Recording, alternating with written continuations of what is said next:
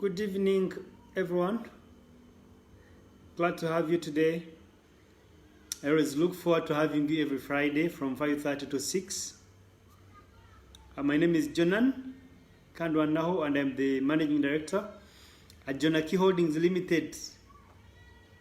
And at Jonaki Holdings, we do money lending, we offer credit, we give loans at affordable rates and in a very, very short time if you have all the requirements needed. So today's topic is a continuation of the previous topic we had last Friday, which is bull fattening as a business. So I hope you learn one or two things, and once you learn, try to implement, because knowledge without action is not any good. So you could have all the information, you could have all the knowledge, but if you do not apply what you've learned, you will not benefit as a person. And you will start blaming someone else for your fault. So it's important that if you learn something, then you try to implement it, you try to act on it. That's when you're going to benefit from it. So bull fattening as a business reloaded for today's sharing is what I'm going to talk about. So a key thing to start with is the type of the bulls, because I got a question on the forum last Friday of the type to consider. So you can consider the indigenous or the exotic in stocking your bulls. Now, based on what your interest is, to go profitability, it's important that you stock exotic breeds than the indigenous breeds, because one, they grow fat very fast, and then two, they tend not to feed on huge, especially if you're doing caged farming or if you're keeping them in the cage, they tend not to feed so much compared to indigenous ones. But the key thing is they grow very fast. So that should be a plus. If you want to do as frequently as possible, it is important that you stock exotic breeds, or sometimes they call them crossbreeds, which is a cross of the indigenous breeds and the Frisian or any other type. So it's important that you do not necessarily stock the log ones, because they take long to grow. So if you're looking at increasing your profitability from the business, from your project, it's important that you consider exotic breed.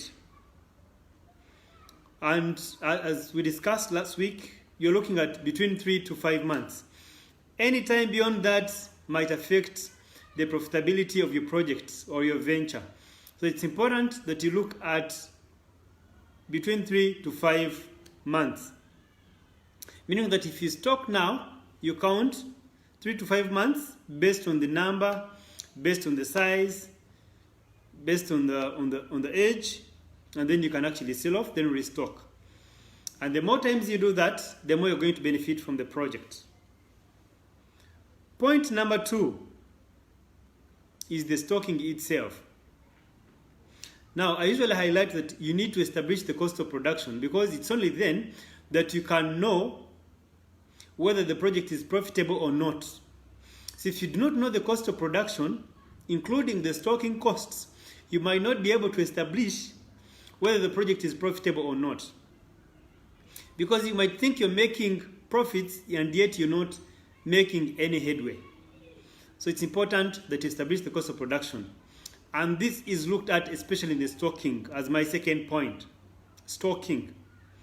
So if you're stocking bulls, it's important that you do not stock the very young ones, neither should you stock the very old ones. So I'll give a range in terms of the price. Because if you stock the very young ones, it means if you're to graze them for 3 months to 5 months, it might take you longer. You might be talking about a year or so. And yet, as I told you, the project becomes very profitable if you do it frequently. Meaning you stock, sell, and then restock. And then you sell, then you restock. So the more times you do that, the better for you. So meaning that if you're stocking for a longer period of time, it will have an implication on your profitability of the project. So that means you should not stock very young bulls. or very young steers. A castrated bull is called a steer, in case you didn't know. In case you didn't know, yes. So it's important that you stock bulls in the ranges of between 700 to maybe 800. Because that's the most prime. I know price is relative to use to determine the age of the bull that you're meant to stock, but averagely, if it's priced between that range, it should be good enough to give you some good returns from your project in the period of between 3 to 5 months.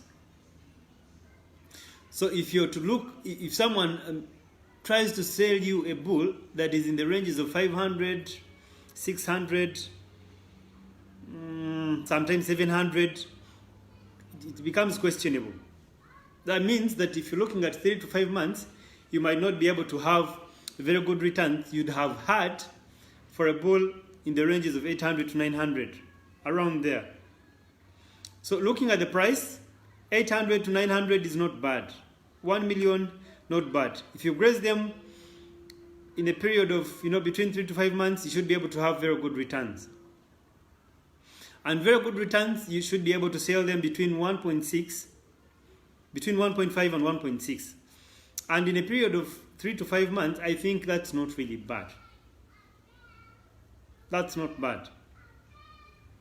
Because if you do several projects in a year, and based on the data that I have for the projects that I've run so far, you're looking at over 20-something%, over 25% per annum return on investment.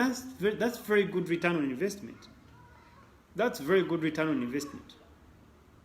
And if you monitor the project very well, especially the cost of production, you could even go to the returns of about 30 to 35% or even 40% per annum return on investment. Meaning that if you've been fixing your money in UAP insurance at 13% or 14% per annum, if you're doing this project, you're almost doing twice. You're almost getting twice the amount of money that you get from fixing your money. If you belong to a circle and the returns from that circle or investment club are at 15% or even 18%, then doing such a project might give you better returns than putting your money in such an endeavor or in such a venture.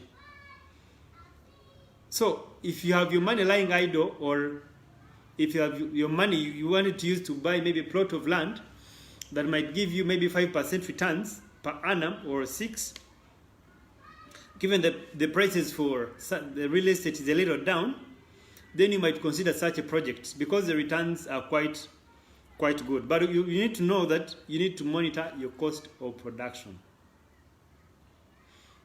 And when I talk about the cost of production, for example, for this particular case, you need to consider who stocks for you. For example, who is buying for you? Are you buying the bulls yourself, or are you engaging someone to buy for you? And if someone is buying for you, some of the people, especially in Kampala, we farm on phone. Phone farming.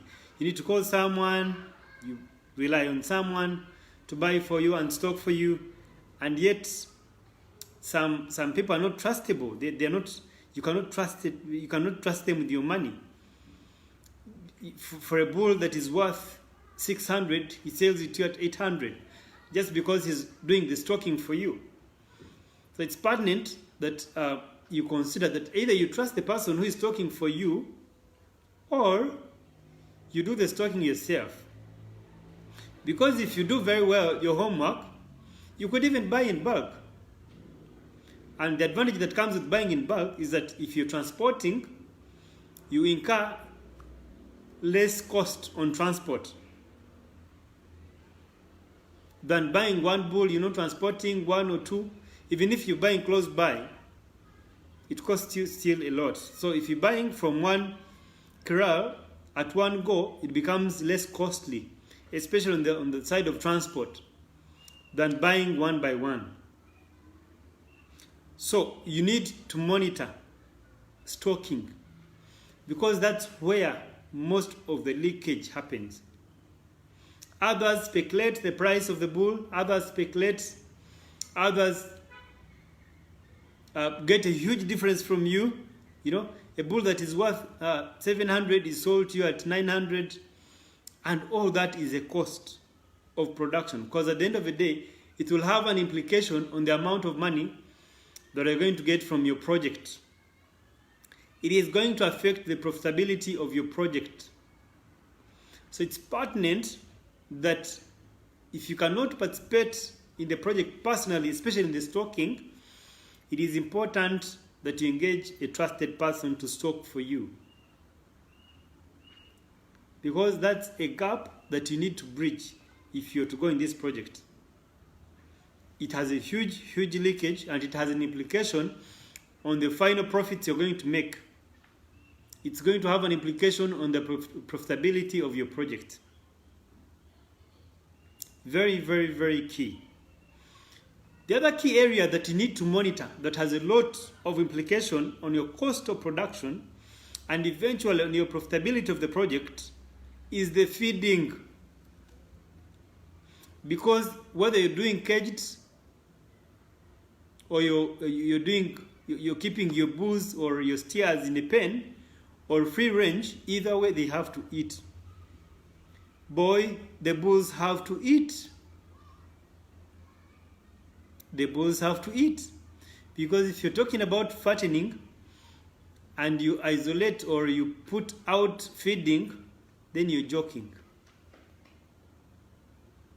So they have to feed. So feeding is a key thing. And it's a huge cost on your project. And it has a huge implication on the profitability of your project. Now I'll first go caging, or where you're keeping the bulls or your steers in a pen. That's if you're confining them and you're feeding them from the pen. So the first thing to consider is the feed that you're going to use. Now there are several categories of feeds that you can use, but kindly note that the feeds have to have particular ingredients. They are meant to have carbohydrates, they are meant to have protein, they are meant to have vitamins, they are meant to have minerals. So all these have to be considered because these animals are confined. And for Christ's sake, you want them to get fat in a period of between 3 to 5 months. So as you confine them, you have to make sure that you also give them or provide them with a feed that is balanced. Just like you, even not for COVID, you need vitamins, you need to eat fruits, you need to eat balanced dieting. So the same applies to the bulls, same applies to your steers. So you need to make sure that the feed you're feeding them is balanced with most of those ingredients. But the interesting bit is that the feed that is available for animals usually has the biggest fraction of those ingredients, apart from the minerals that you can get from salt or any other mineralized salt that you can actually consider. But majorly, the key food ingredients, the proteins, the carbohydrates, and some of the vitamins, they are contained in the feeds. So there are different categories of feeds that you need to look at if you're doing caged farming. And as I've already shared, if you're looking at the cost of production, you need to know how much, on average, do I need to feed my bull in order for it to gain a particular weight in a particular period of time. Because you're not farming for the sake of farming. It's not just a hobby. You're looking at the returns on investment. You're looking at the returns that you're going to realize from this project that you've invested in. So it's not a luxury. It's not, you need to be particular. Now you could be heading an investment club or a circle or something, and you want to invest on behalf of the circle. You are held accountable for the amount of money that you have in custody that you're going to invest. You are held accountable, you as an individual or as a team. So it means that every cost that you incur has to be accounted for. And that's why it's important that you have this knowledge, that you have this information, so that whereas you get into the project, you know what you're headed for. and you can maximize the project, and you can able get interesting returns. Because if you to achieve the profitability of the 40% return on investment per annum, you need to put in more. You need to be critical. You need to be curious so that you can know what you're putting in and the expected returns. And the costs that are involved have a huge implication on the final profitability that you're going to realize from the project. So the feeding is very key. So there are different feeds that you can consider. And the first one, especially for caged, is the corn. You can call it maize sometimes, but the corn or maize bran, or you can even cut the maize when it has grown a bit, not so old, when the maize is not fully grown, crush it. And that's a good feed. And that's corn. Or you can do bran, basically corn. So corn has good ingredients. It has a bit of proteins, it has a bit of carbohydrates, a bit of vitamins here and there. And it balances. It has huge ingredients. And it's affordable. It's quite affordable. So if you're thinking of caging or keeping your bulls or steers in a pen, corn is very key. Corn is very key.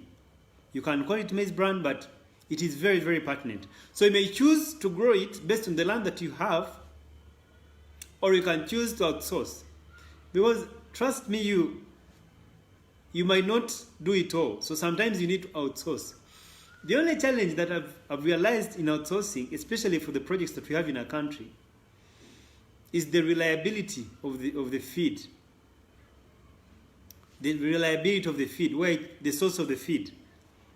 You need to have a reliable source, because you might get in the middle of the project and your supplier tells you, you know what, Jonan, the feed is done. And you have to hustle to look for the feed. So you need to make sure that you either stock good quantities to get you through the particular season that you're keeping the bulls, or you need to have a reliable source. The other challenge with the source is that sometimes when the demand is high, just like the laws of demand and supply, if the demand is high, the prices tend to shoot. Meaning that if you've not stocked your feed in drought season or where the demand gets high, the supplier might hike the prices. And that has an implication on the profitability of the project, the final returns you're going to get from the project. Guys, I'm talking about how we can maximize our projects. So it's important that if you're doing corn, stock for the time that you're keeping the bulls, so that you do not have to be affected by the forces of demand, so that the prices do not get high and low and affect your profitability. So there you'll know that you'll have stabilized at the cost of the feed. Now, for the bulls or the steers, they can feed on as much feed as you have. They could feed to the match of 4 to 5 pounds. Talking about 3 to 5 kilograms per day. Meaning that if you do not know the appropriate quantity that the bull needs to take for it to fatten in the period of between 3 to 5 months, you might end up incurring a huge cost, because they are overfeeding. And especially for corn, if they feed on much corn, and if you don't regulate, it might even affect them. Because in the lumen, they produce a bit of acid, so it might actually affect your bulls. So there's actually sound reason for your need to regulate the feed that you feed your bulls. So you need to know the quantity, on average, that you need to feed the bull per day.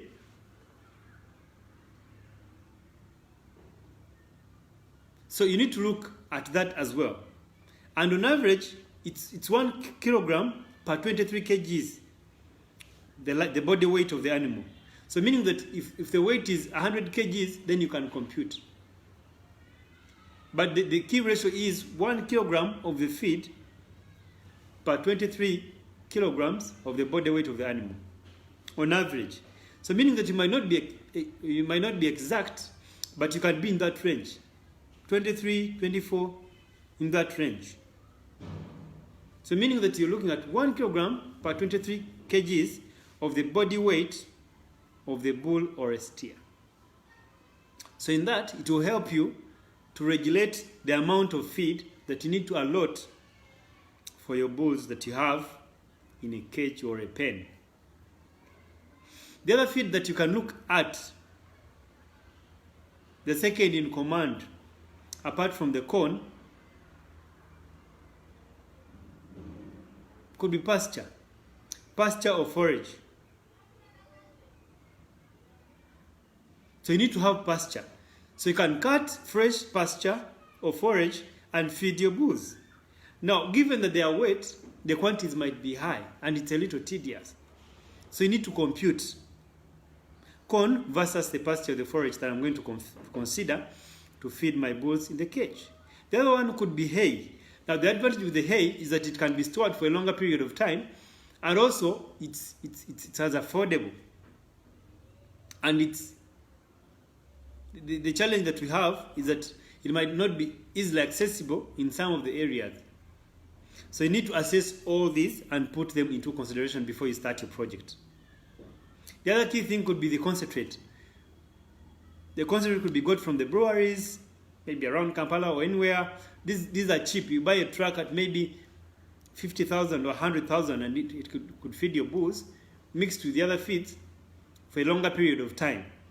So they are also affordable.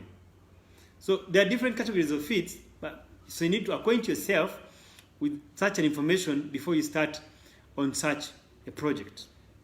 Because feeding has a huge implication, a very, very big implication on the cost of production and eventually on the profitability of your project.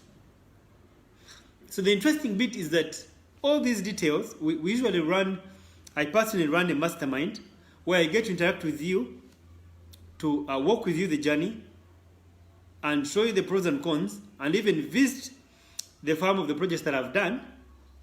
You acquaint yourself with the knowledge and information so that before you start your project, you can actually have a background and something hands-on before you actually start the actual doing. Because we tend to accumulate a lot of knowledge, information, and all these good things. And when it comes to hands-on, you're bleak. So I must say that it's different on paper if you're going to apply it on ground. That's why it's important that you enroll in some of the sessions that I run, or anyone else who could be experienced, or if you have a farm nearby to learn from, well and good. So it's important that even after acquiring the knowledge, that you get a bit of the hands-on before you delve in the project itself.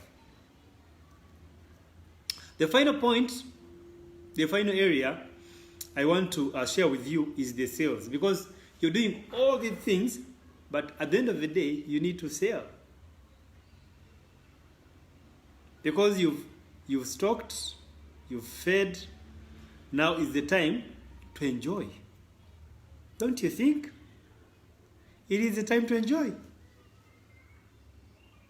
So you need to sell. So what are the key things you need to look at as you gear towards the selling? Maybe in your 4th month or 5th month or 3rd month, you need to look forward or gear towards the selling of the bulls, the steers that you've kept for a while. The key thing to note is that it's important that you sell at once. Because usually the bulls might not be exactly of the same age bracket. They might not be exactly of the same size. So in business or in this kind of project, there's what we call average. Meaning that the bull that is a little big, the bull that is a little huge, might compensate for the bull that is a little small. So you average them and you get a uniform price. So the bull that is large can pull up the bull that is a little small so that you can have an average price, and it might help you realize good returns from your project. So it's important to note that if it comes to time for selling, make sure you get one buyer, or you transport them at one go and sell them in a particular abattoir, but at one go. Might not be one day, could be a week or 3 days based on the number that you have, but it's important that you stock for the season, then you get them out of the way, then you plan for restocking. That's when you're going to enjoy majorly from your project. So it's important that you sell in bulk, just like it's important to stock in bulk, because there are lots of things that you maximize on. The other key thing you need to look at in the selling, the key thing you need to look at in the selling is you need to sharpen your negotiation skills. Negotiation skills. Because there are many people who are doing that project. You're competing. And more so, there are people who also need the bulls themselves. They're also competing. So you need to look out for the best bidder for your bulls. And how do you do that? I've always emphasized the marketing. I have a video that I shot. You can check out my YouTube, Jonan Kandwanaho. I shared on marketing and negotiation skills. So marketing. Market within your circle. What are you known for? If you do these projects, whom are you doing them for? Are you going to eat all these bulls alone? I think not. You're not going to eat them yourself. So meaning that someone else is going to consume of your bulls. So you need to let them know that, I have this available. You need to market to them. You don't have to be shy of your project. You need to do something that you love. And then don't be shy to market it. And it's only then that you can get the best bidder.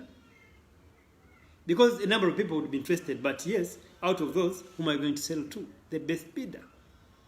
The person who offers the best price. So you need to market your project.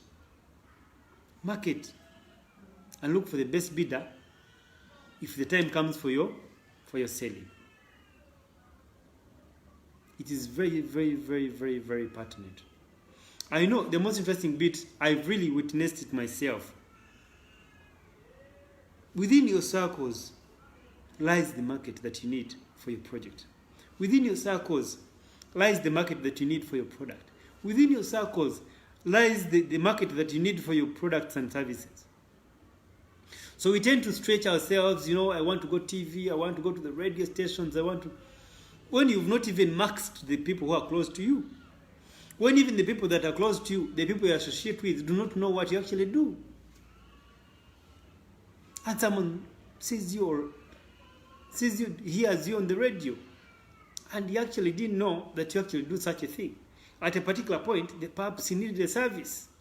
He was perhaps heading a project like NADS, and he could have given you market. But behold, you never shared. You never marketed your thing to him. Your circle of friends, they do not know what it is that you're doing, that you're running, the service that you're rendering. So how are they going to support you? How are they going to buy from you? And at the end of the day, who is to blame? Is it not yourself? Definitely yourself. Definitely yourself. So it's important, after the efforts of the stocking, of the feeding, of the whole thing, that you do not lose at the last hour. On the marketing, on the sales. Every point of the project matters if you're going to realize or maximize the profitability of the project. Every point, all the way. All the way. So I think those are the areas that I had not covered in the previous shooting. So now they are fully covered.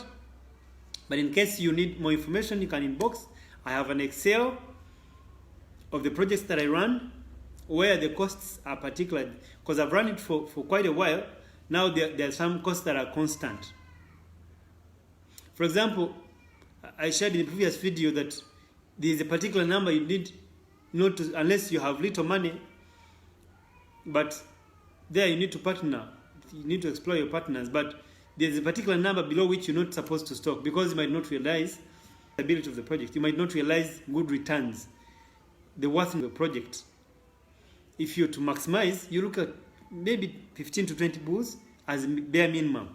If you don't have that money to stock that, I allow, but still you have an option of partnering, you have an option of, sourcing for funds so that you can make sure you maximize. Because there are some constant costs that are involved in the project that you might not maximize if you stock a small number. For example, if it's a herdsman, it's a constant cost. Whether the guy is grazing 5 bulls, it is the same thing usually. Or 10 bulls, it's the same thing. Or 15 or 20 bulls, same thing. Water, land. For example, even if you're not caging and you're keeping on free range, you need to look at the carrying capacity of the land, because for every bull, you look at 2 acres. Meaning that if you have 20 acres of land, you're looking at 10 bulls.